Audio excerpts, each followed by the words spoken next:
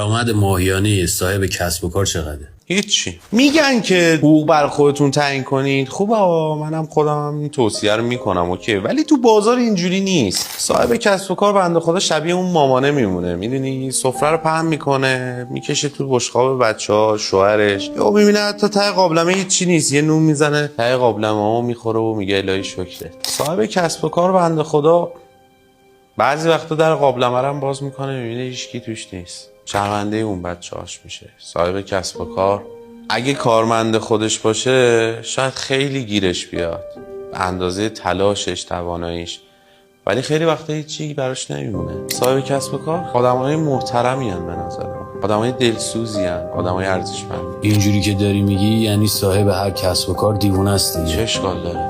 دیوونه قشنگه. پس دنیا جای آدمای دیوونه است.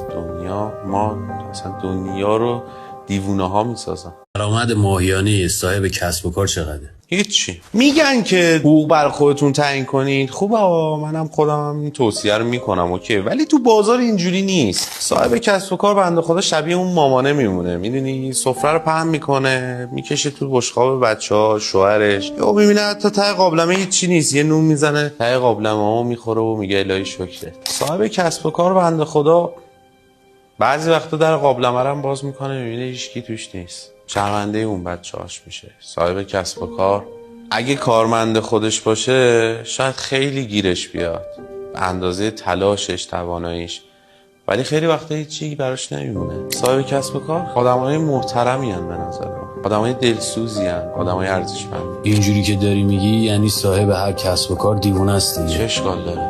دیوونه قشنگه. پس دنیا جای آدمای دیوونه است. ما اصلا دنیا رو دیوونه ها میسازن.